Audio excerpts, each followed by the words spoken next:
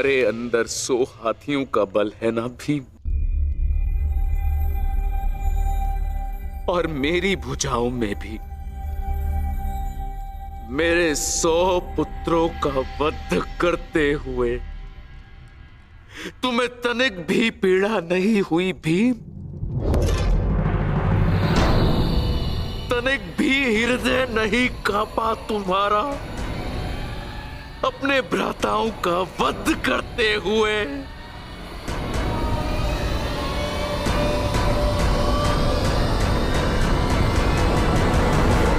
दुर्योधन,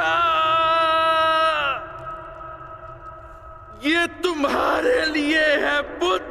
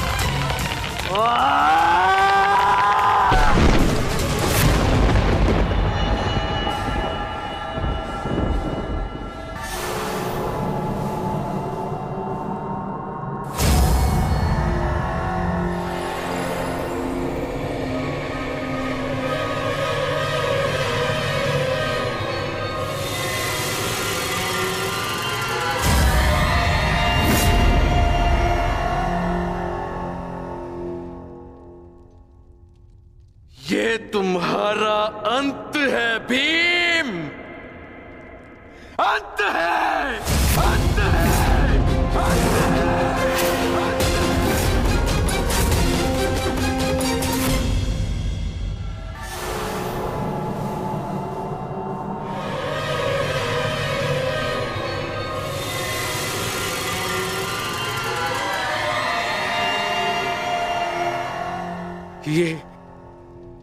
ये मैंने क्या कर दिया? मैं भी पुत्र हंता हो गया। ये मैंने क्या कर दिया देव? भ्राता पांडु, मुझे क्षमा कर देना भ्राता पांडु।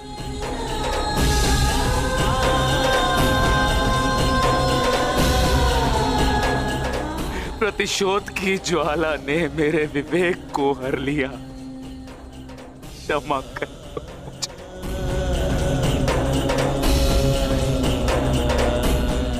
पुत्र भीम,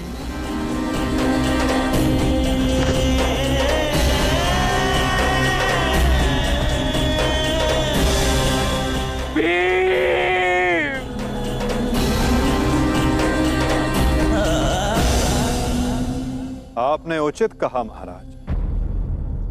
जब मनुष्य का विवेक हर जाता है तो उसके पांव स्वतः ही पाप की ओर बढ़ जाते हैं।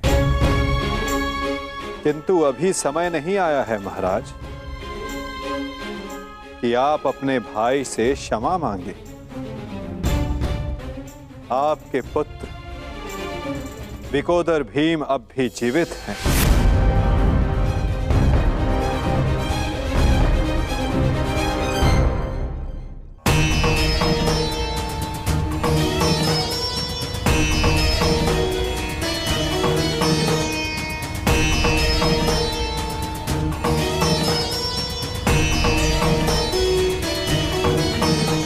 एक विवेकहीन निर्णय ने द्यूत रचा, दूसरे विवेकहीन हठ ने पांचाली का चीर हरण किया। ये विवेकहीनता ही तो थी महाराज जो महाभारत का बीज बना। नारायणं नमस्कृत्य नरं चैव नरोत्तमं। प्रतिशोध की अग्नि शत्रु से पूर्व स्वयं को जलाती है। अपने मन को शांत कीजिए। आप अभी पुत्रहीन नहीं हुए हैं। आपके 5 पुत्र अभी जीवित हैं।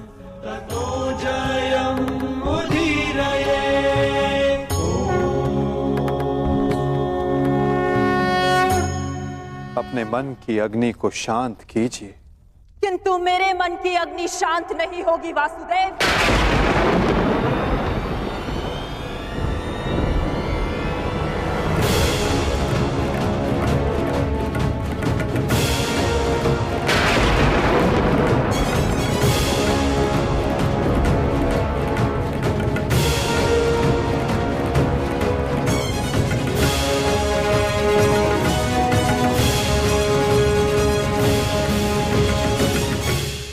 छल से मेरे सभी पुत्रों को मरवा डाला वासुदेव। मैंने प्रयास किया कि मेरा एक पुत्र शेष रह जाए, परंतु उस प्रयास को भी तुम्हारे छल ने भंग कर दिया। श्री बलराम को भी अपने कपट में उलझाकर मौन करवा दिया तुमने, परंतु इस माता की ममता अब मौन नहीं रह सकती। तुम्हारे छल से मेरे कुल का नाश हुआ है वासुदेव। मैं तुम्हें श्राप देती हूं कि जिस प्रकार तुमने मेरे कुल का अंत किया है, उसी प्रकार तुम्हारे कुल का अंत भी होगा।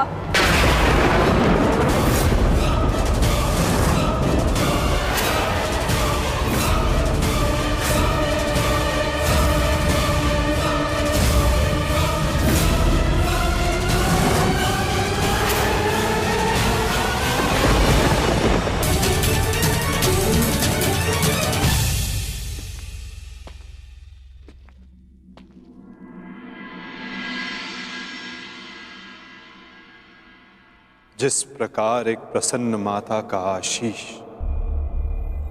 संसार में कोई नहीं रोक सकता,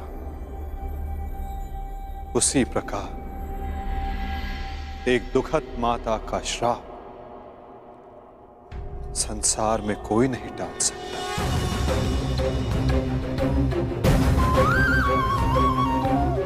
मुझे आपका श्राप स्वीकार है माते।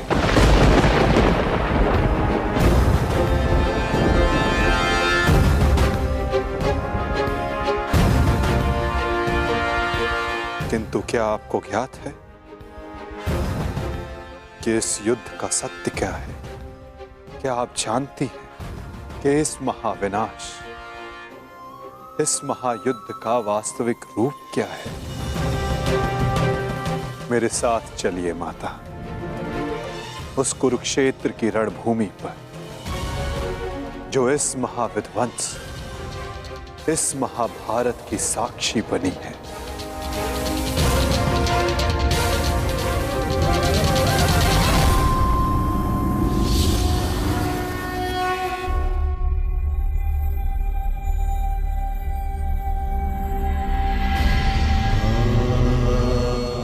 ये दुर्गंध कैसी वासुदेव? ये दुर्गंध उन वीरों के शवों की है जिन्होंने इस महायुद्ध में अपना बलिदान दिया है माता, परंतु जिन्हें अंतिम संस्कार का अवसर भी ना मिला। ये दुर्गंध यहाँ हुए भीषण संहार के एक एक क्षण का अनुभव करा रही है मुझे। तुमने छल से मेरे एक एक पुत्र का वध कराया है वासुदेव। अपने दिए गए श्राप पे मुझे कतई भी पश्चाताप नहीं है। इस युद्ध से किसी को कुछ प्राप्त नहीं हुआ।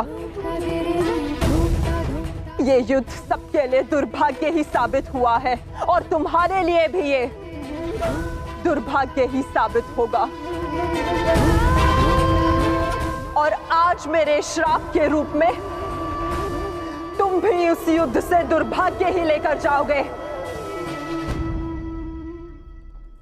जब आप मुझे अपराधी मान ही चुकी हैं, जब आप मुझे दंड दे ही चुकी हैं, तो आप मेरा कोई स्पष्टीकरण भी स्वीकार नहीं करेंगी माता।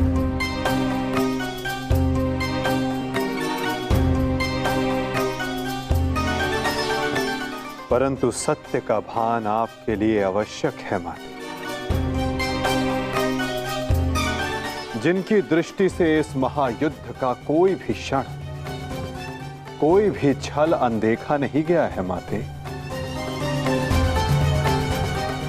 अब वीर बारबरी आपको सत्य का भान करवाएंगे।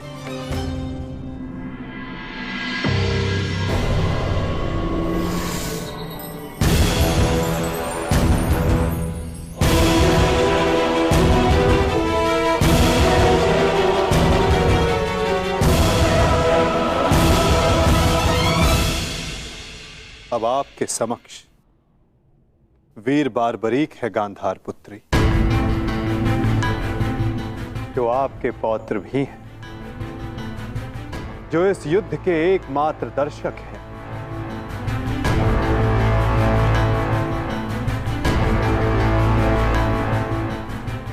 वो बारबरीक जिन्होंने अपना शीश दान किया और अमर हो गए।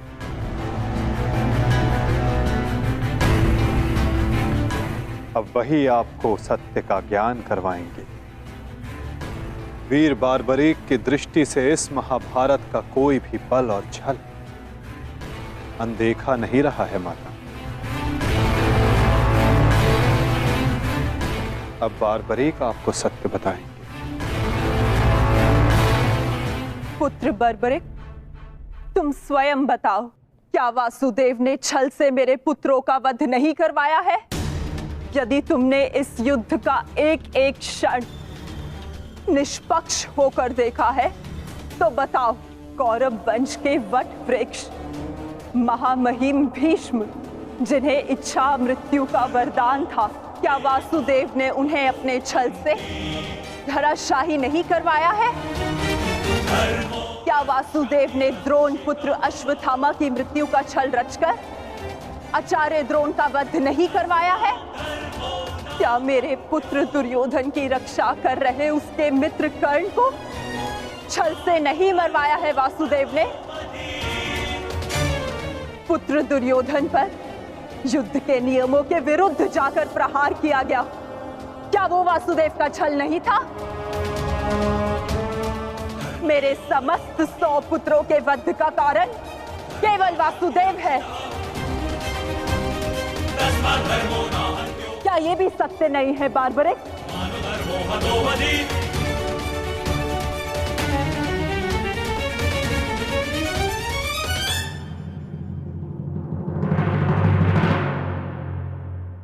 मैं आपसे सहमत हूं माते।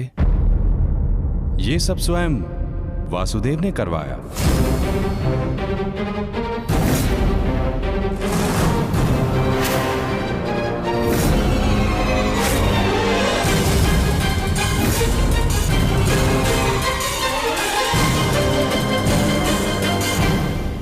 परंतु माते, आप किन 100 पुत्रों की बात कर रही हैं? कौन भीष्म, कौन कर्ण, कौन द्रोण और कौन अभिमन्यु? सत्य तो यह है माते कि कुरुक्षेत्र में कोई था तो केवल एक पुरुष, वासुदेव कृष्ण।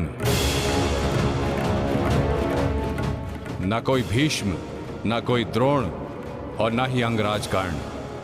जिस पर प्रहार हुए वो वासुदेव ही थे, और जिसने प्रहार किए वो भी वासुदेव ही थे। उनके अतिरिक्त कुरुक्षेत्र में कोई और उपस्थित नहीं था माते। ये तुम क्या कह रहे हो बारबरीक? इसका क्या अर्थ है? इसका अर्थ शब्दों से नहीं, दृश्यों से समझ आएगा राजमाता।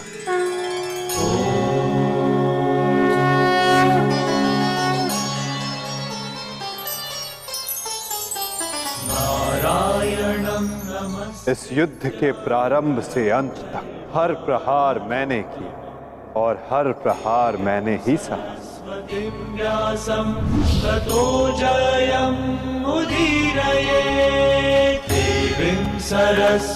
धर्म स्थापना के लिए धनुष, गदा, खड्ग, ये सब मैंने ही उठाए और इन सारे अस्त्रों का हर एक प्रहार मैंने ही सहा।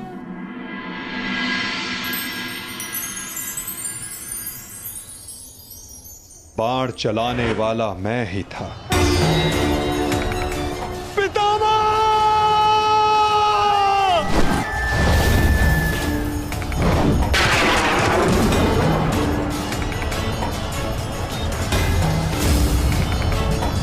और उस बाण को अपने शरीर पर लेने वाला भी मैं ही था।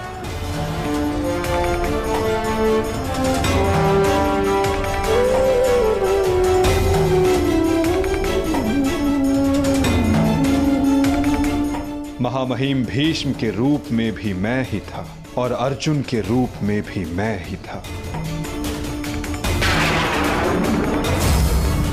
और सरशैया पर लेटने वाला भी मैं ही था। अभिमन्यु बनकर चक्रव्यूह मैंने ही तोड़ा।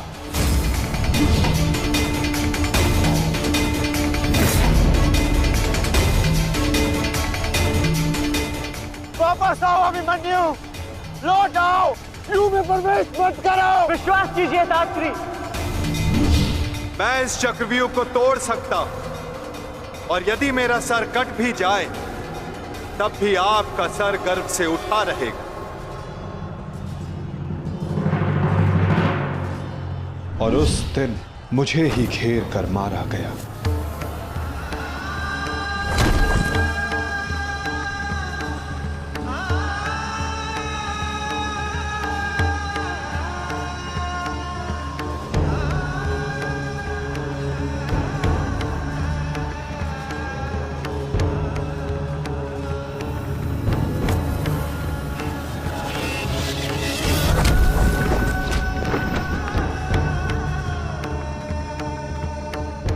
वो मैं ही था जिसने द्रोणाचार्य से कहा कि अश्वत्थामा मारा गया। आपने बिल्कुल सही सुना आचार्य द्रोण। अश्वत्थामा मारा गया। द्रोणाचार्य के रूप में अस्त्र त्यागने वाला भी मैं ही था।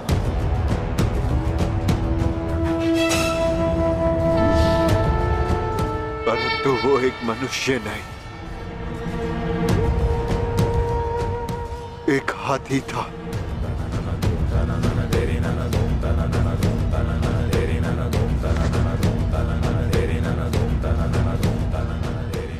अश्वत्थामा! और धृष्टद्युम्न बनकर मैंने ही स्वयं पर प्रहार किया।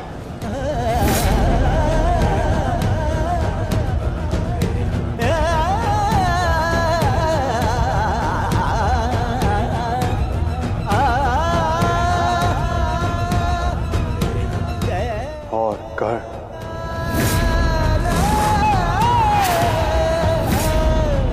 कर्ण के रूप में मैंने ही अपना कवच अपने शरीर से अलग किया।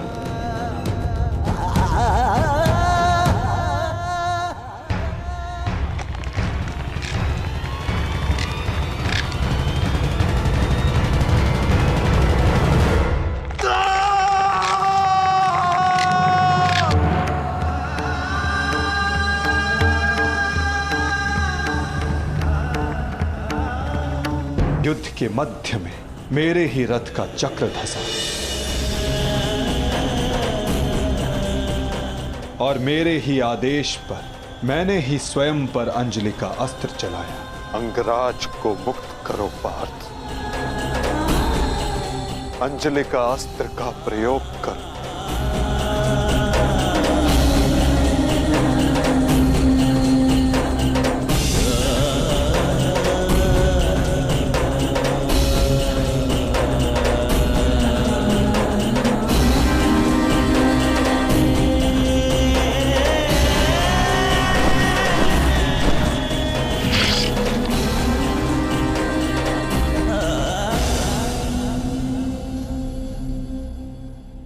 दुर्योधन के रूप में मेरी ही जंघा पर प्रहार करके मेरा ही अंत किया गया।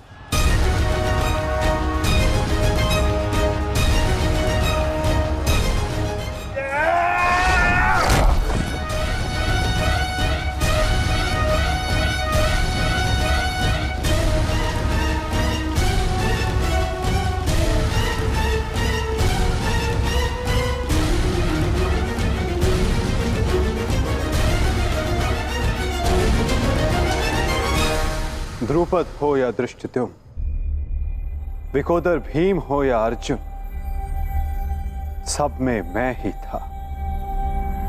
मैं ही विजयी हुआ और मैं ही पराजित हुआ।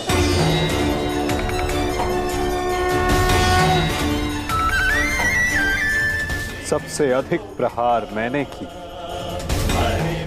सबसे अधिक घाव मैंने ही खाया।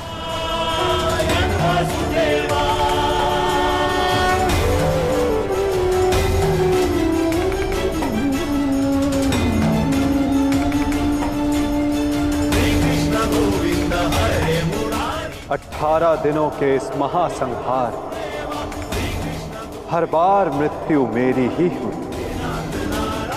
गिरता था जो घायल होकर रणभूमि में, वो मैं ही था। अश्वत्थामा के अंगों से रक्त पीप श्वेत बनकर मैं ही युग युगांतर तक भटकूंगा। जीवन मैं तो मृत्यु भी मैं ही।